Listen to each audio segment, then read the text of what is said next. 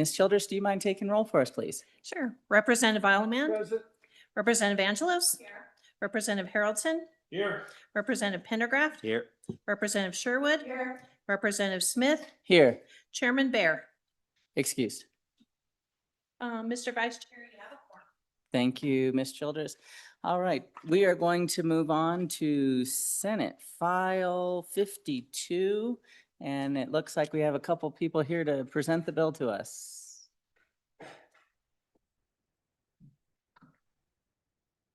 Representative Williams, go right ahead. Thank you, Chairman, members of the committee. Bring to you this morning Senate File 52, 2026 large project funding. Brought to you by Select Natural Resource Funding Committee, and for the explanation of the bill, Director Bob Budd of the Wyoming Wildlife and Natural Resource Trust. Director Budd, please introduce yourself. Good morning, Mr. Chairman, members of the committee. I'm Bob Budd. I'm the Director of the Wildlife and Natural Resource Trust. Thank you for the opportunity to present this year's large projects. I'll go through them relatively quickly, but I will stop at each one if you have questions and explain what the projects are. I think this is a pretty straightforward process. As was previously asked, the threshold for a large project is $400,000. The way that we handle that is if it's a project that comes in stages, when it reaches 400,000, it is brought to you. We don't let people come in and do 250, 250, 250 and avoid this process. We value the relationship we have with the legislature and the relationship we have with our select committee. So you'll see a couple of these that are small amounts, one for 150 and other ones they're less than 4. That's because they've already gotten funding in the last year. So they hit that threshold. And that's why if you look at the one on the Upper Grable, they got 150 last year. This 150 put them over the second bite, which is 200.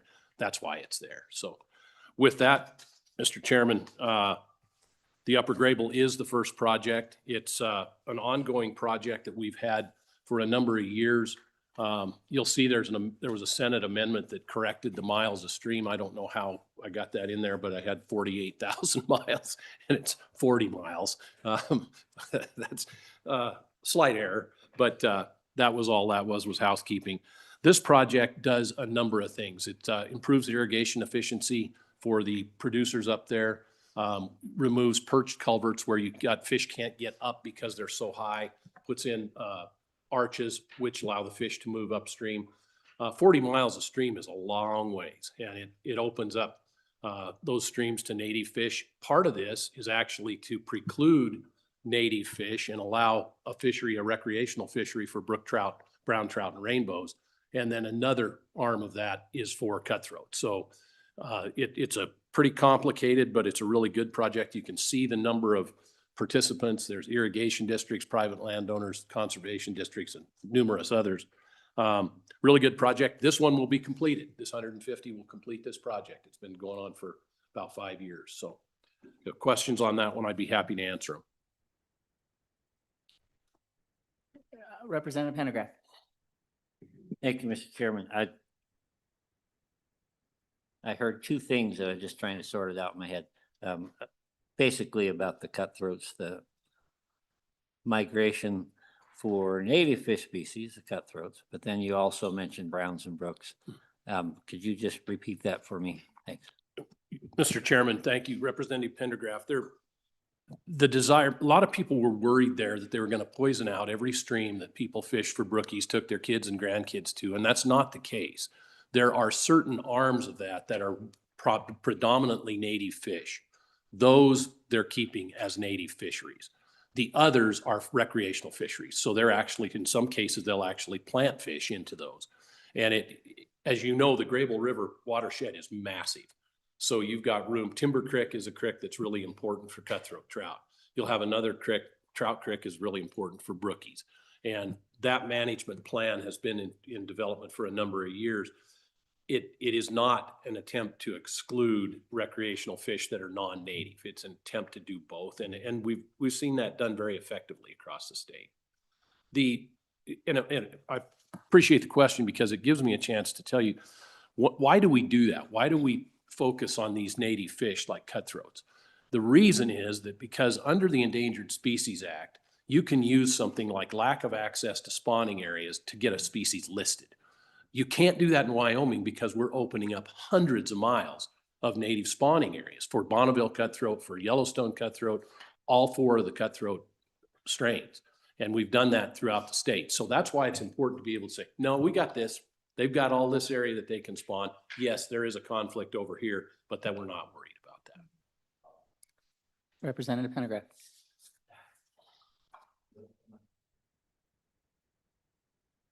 Thank you, Mr. Chair. One quick follow-up. I don't want to take a lot of time, but this is something that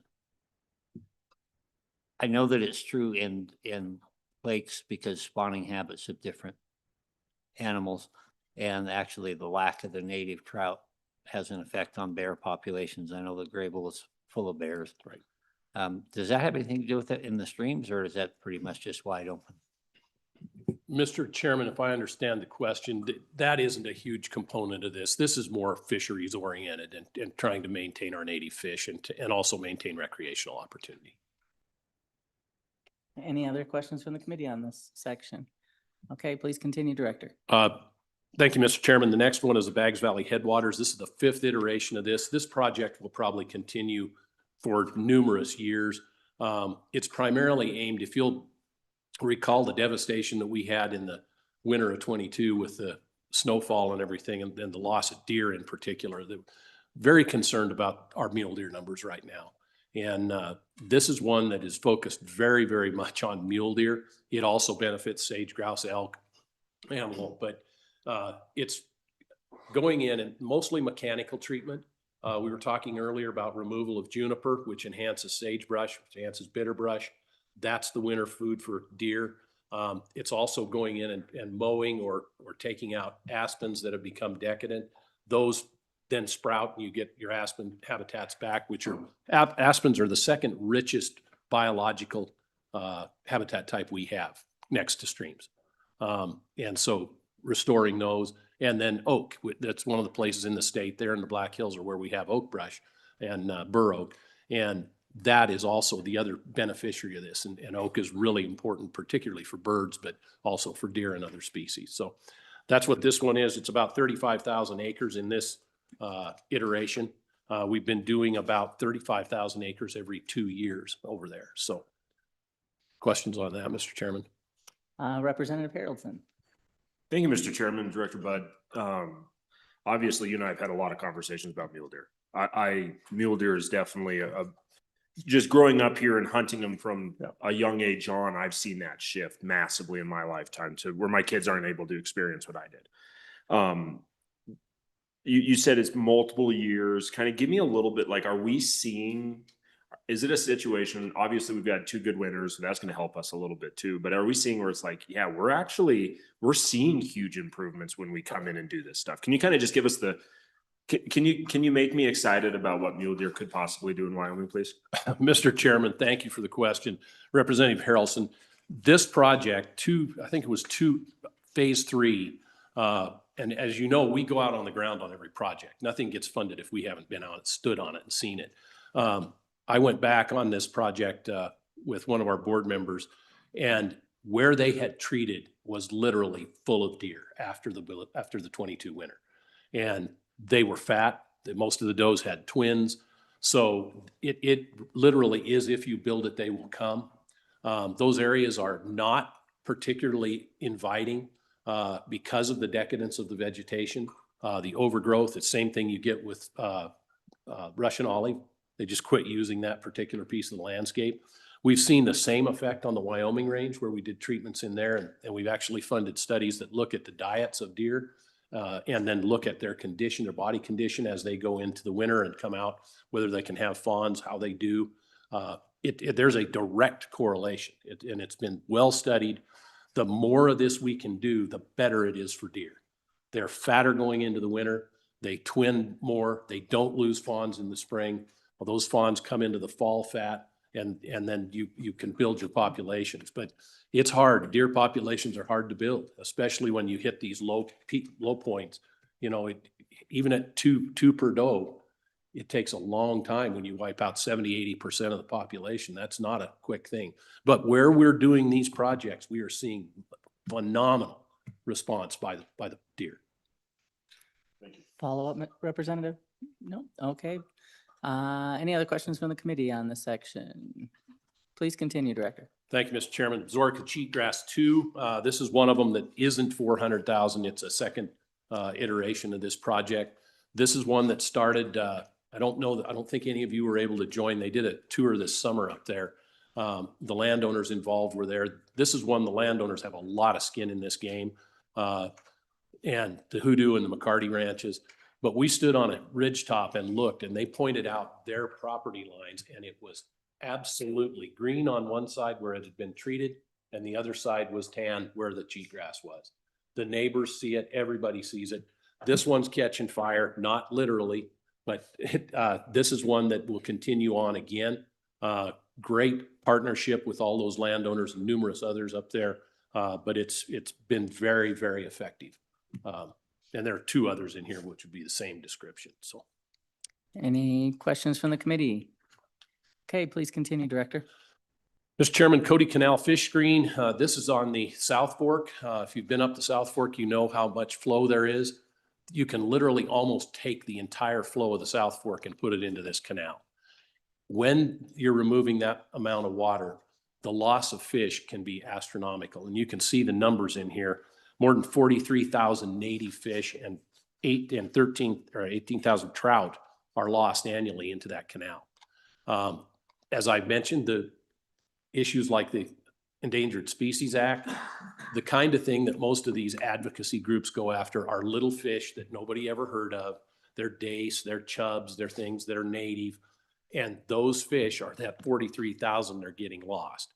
So this fish screen, just as the water comes through, this will be a rotating drum. It moves the fish back into the main channel and lets the water flow through on the irrigation. Great support from the irrigation district, the irrigators. It's a big, expensive project, but it's one that will make a big difference up there. One of my board members who was raised in Cody said the only downside is all the kids who've been fishing in the canal are not going to be as happy as they used to be, but they can fish in the river. Okay, any questions on this section from the committee? Seeing none, go ahead and continue. Mr. Chairman, North Platte invasives is a little different wrinkle on the work that we're trying to get done on cheatgrass, Medusa head ventonata. This one is in the riparian corridor on the river. And the issues there are very different. This one, for one thing, it's impacting the native gallery forest of cottonwoods. Representative Allemond, I'm sure you're very familiar with this. As those habitats dry out, which cheatgrass does to a habitat, your cottonwoods, which are very water-loving plants, start keeling over and dying, and then they don't sprout back. The other issue is that there are houses built adjacent to that river. And so when you look at the potential for fire through that cheatgrass, that makes the property damage and the threat to human life greater than it was. So this is just another cheatgrass project, looking down at the river, trying to make sure that we get that cleaned up and we have a healthy riparian gallery forest, which is really important to a lot of species. Okay, any questions from the committee on this section? Okay, seeing none, please continue, Director. Lastly, Mr. Chairman, Western Wyoming Cheatgrass 2. This is one, an ongoing effort that's been probably a decade over there. It started in Sublette County.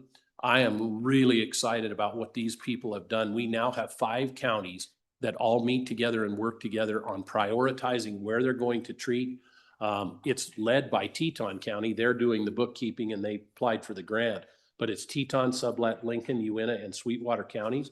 The effect is unbelievable. So, and to see the give and take, Sublette did their own thing, then Teton did their own thing. Now, the first year we did this, they all came together and said, you know what, our priority is Lincoln County. We need to help them. So the other counties did nothing here. They focused on Lincoln, then they moved to Uinta and Sweetwater. We're now in the Uinta, finish up Uinta and probably move into Sweetwater.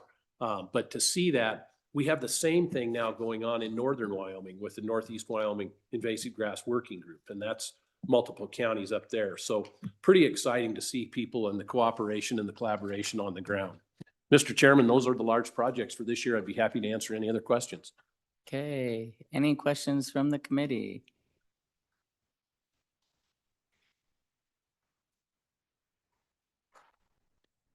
Okay, Representative Sherwood. Thank you for being with us this morning. Just more of a, what Representative Pittergraf would call a rah-rah moment here. I just wanted to say thank you for the great work that you do in coordinating with these partners and lifting up collaborations. And this is one of my favorite parts about being a legislator, is being able to support these projects that really do make a generational impact to our landscape and our communities. So thank you. Mr. Chairman, thank you, Representative Sherwood, and I can't let that go without a shout out to my board. It's 9 citizens. We operate with 2 employees. We cover a lot of miles, but we couldn't do it without that working board, and they do that as volunteers. As I said, there's 2 of us go to every single one of these projects before it gets funded, and they are amazing. They are really good. They're very thorough and just a tremendous group of people. So thank you for that. All right. Any other questions? All right. We will open up the for public comment. Is there anyone in the room or online that would like to comment on this bill? Mr. Vice Chair, there's no one online. Okay. And please come forward.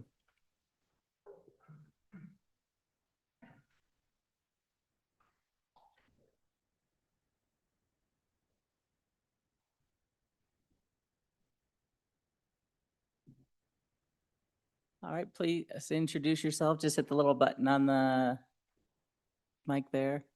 It's green, you're good to go. All right, thank you, Mr. Chairman. Tim Beck, Lovell, Wyoming. Came here as part of the Farm Bureau to enjoy the weekend and see what's going on. And I'm glad I came to this Appropriations Committee. I serve as Bighorn County Weed and Pest Chair, and cheatgrass is a big issue for us. However, in Bighorn County, we're talking 67% federal and state lands. To get the private land cooperation is admirable, but my question to the director is, how are we working with the federal agencies to get cheatgrass under control? The great things that they're doing over in Uinta, Lincoln counties with private landowners is great. In Bighorn County, we're so scattered and have so much federal lands, BLM especially, and cheatgrass is a huge issue. And in South Bighorn Basin last year, the fire in Thermopolis brought it to the fore. And a lot of that's federal lands. And until we can get our perspective from Bighorn County Weed and Pest, is that until we can get cooperation with the federal agencies, significant cooperation, our state efforts to control cheatgrass are minuscule. The governor put forth a venture last year to try to have private control of cheatgrass, and the amount of money appropriated in Bighorn County would service 1 mile of highway frontage, 100 yards wide and 100 yards, 1 mile, 100 yards back. That's the cost of it. And when we're talking hundreds of thousands of miles of public lands, I'm sorry, that little bit of funding was almost an insult. And as Weed and Pest, we're going, how do we can't do this. And you know, the discussion all came back to, well, just take the money and apply it. But from a public service perspective on the Weed and Pest, we're not doing due diligence with that mandate. The mandate said you'll treat cheatgrass, but the effectiveness of it was not appropriate. It was just not there.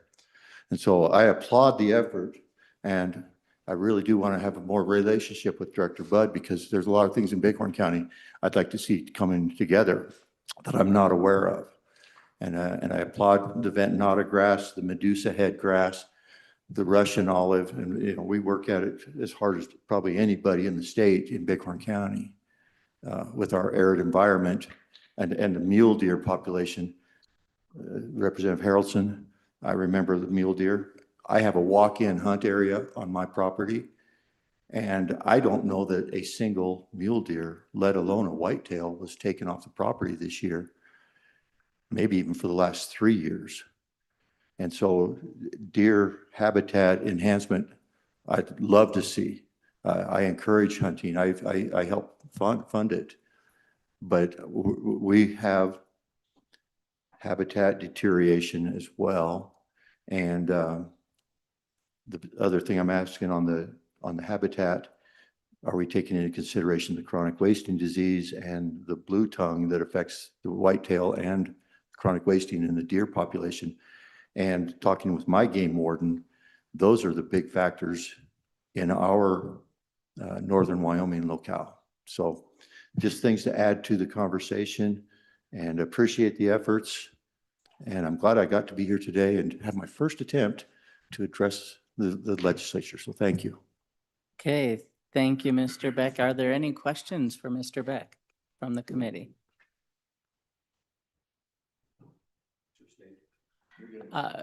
Yeah, go ahead, Representative Bear. Thank you, Mr. Chairman. Thank you, Mr. Beck, for sharing your thoughts, and I share those thoughts as well. We've got a lot of BLM country up in my area and hear the same complaints from the landowners that are adjacent to those federal grounds. And Mr. Chairman, I think it would be wise if we have Director Budd come back up and just tell us what kind of communications and work he's had with the feds on their land. Okay, thank you. And Director Budd, please go ahead. Mr. Chairman, in most cases, and I'll get with Mr. Beck and see if we can't help with that. We basically, the federal agencies contribute through weed and pest in most counties. As a specific example, in Representative Harrelson's county, when they worked up their plan to deal with post-fire stuff, they went to the BLM and said, here's how many acres you have, here's the cost of treating yours. That money was directly given to the weed and pest to treat on federal lands. That's been similar in Western Wyoming. That's now, it's basically just, this is your share. They don't spray weeds. They don't have people to do that, but they pay the local weed and pest districts to do it. The Forest Service is very similar in most cases. Bureau of Rec, sometimes a little harder to get out of them, but they also contribute. I think more than likely the issues that in Bighorn County are probably just a time lapse between what some of the other counties have been doing, and that becomes the way of doing business. And we need to get with them, and you're out of the Cody office probably. Great, okay. So I'm happy to follow up with him and see if we can't make sure that happens. But that's the way we normally do it, is it's a pass through to the weed and pest district, and we do the entirety at one time. Well, Go ahead, Mr. Chairman. thank you, Mr. Chairman. Doctor. Director, great explanation there. I think that's helpful for the public to understand. When you talk about the feds, BLM, Forest Service, coming to the table through our weed and pest, county weed and pest, are you seeing that if you have a request, they're just meeting the request, or is it a long drawn out process to get the feds to fund their fair share? Mr. Chairman, Representative Bear, it's in the areas that they've been doing it, it's pretty much standard now. It's built into the plan and it becomes what they do. In areas where it's newer, sometimes I don't think it's a long drawn out process. It's just kind of a nasty little process when you have to camp on them and say, look, you got to do your part. In cases, we've had a few where they pled poverty and they had to do the X, Y, Z. We just did it. We paid for it and did it. Because you can't leave an island, a 40-acre island in the middle of a treated area. So that has happened, but for the most part, they are a good partner. We've gotten the NEPA done on this to where it's not an issue. They can aerially spray, they can use Rejuvra, which is the new chemical. Those were more drawn out processes.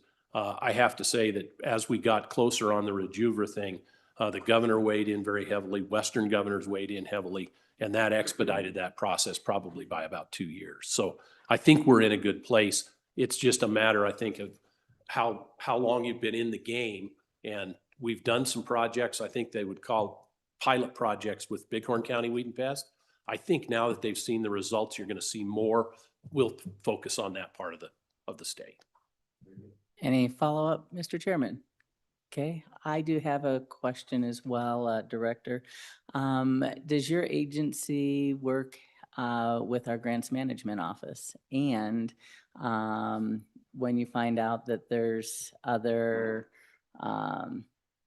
agencies, weed and pest districts and things like that, do you ever direct them to our grants management office for assistance? Mr. Chairman, absolutely. As they were standing that up, I worked with Director Hibbard and as they were putting it together, we've worked on a lot, the wildfire part. There have been some webinars. I've participated in those and spoken at those. So yeah, we have a direct relationship and we encourage people to look there. Again, I think that's one of the things catch on differently in different places. And so, you've got those that have been doing this a long time. They know where every grant office in every location is. The others, you need a little coaching, and we're happy to do that. Okay. Representative Pendergraft.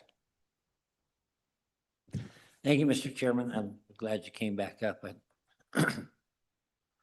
Sheridan County, of course, borders Montana. Mhm. Sheridan County has done a terrific job at knocking down cheatgrass. And yet on the other side of the border, when we flew over it, you could just see exactly where that was. Could you talk a little bit about, you've talked about how you talk to the feds. How are you working with other states, trying to encourage them? Is there any hope? Mr. Chairman, Representative Pendergraft, it's the same kind of conversation. The problem is that, and you know how far away that is from Helena. And it's fairly sparsely populated. You have the Crow Indian Reservation. You've got all those different things, different jurisdictions. Most of that interface takes place between Sheridan County Weed and Pest and their counterparts across the line. And they do a great job. You have a great weed and pest up there. Just paid them yesterday for some more treatment. So it's difficult because, the other county will plead poverty, or as one of my neighbors when I was on the ranch at Lander said, oh, I sprayed that once and it didn't work, so I quit. Well, it doesn't work one time. You got to be committed to it. So it's frustrating, and it's very frustrating on the state line you talk about. Has been frustrating going back to Spurge, going back to all the things we've had to deal with when you got a north and a westerly wind. That's problematic. Follow up? No? Okay. Any other questions for the director? Okay. Thank you, Director Bud. And final call for public comment, Senator? Nope. Okay, just a thumbs up for the bill or? Oh, okay. All right, thank you. All right, we will close public comment. Committee, what is your pleasure? Okay, it has been moved by Representative Haroldson, seconded by Representative Alleman. All right. Let's work the bill. And I guess we're just primarily looking at the appropriations portions. Are there, Chairman? yes, Mr. Chairman? No, I think we're the primary committee on this. Okay, This has been assigned to us, so we treat this like a okay. regular bill. Not a re-referral. Perfect. Correct. All right. So any amendments on page 1?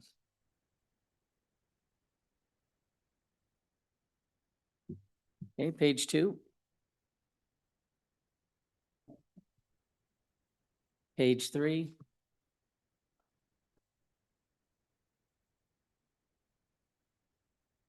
Page 4. Page 5.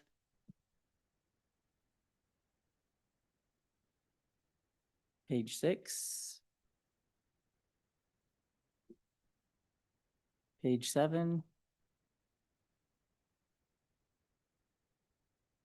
Page 8. Page 9. Page 10. Page 11. Page 12.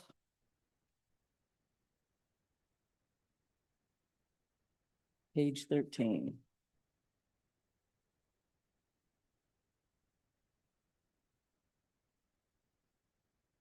Okay. Any comments from the committee?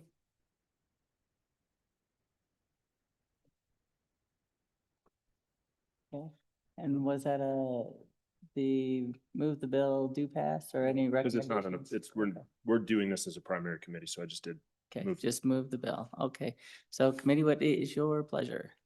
We We- already did. So now We already just did do that roll call. Okay, Yep. thank you. Ms. Childers, will you please take roll? Roll call vote, Senate File 52 engrossed, do pass. Representative Alaman? Aye. Representative Angelos? Chairman Bear? Representative Haroldson? Aye. Representative Pendergraft? Aye. Representative Sherwood? Aye. Vice Chairman Smith? Aye. Mr. Vice Chair, 7 aye, and I presume Representative Williams will be presenting on the floor? Representative Williams, will you be presenting this on the floor? Yes. Okay, we will go with Representative Williams presenting. Thank you. All right, well, it doesn't seem like there's anything else on our docket. We will adjourn this meeting. Thank you, committee.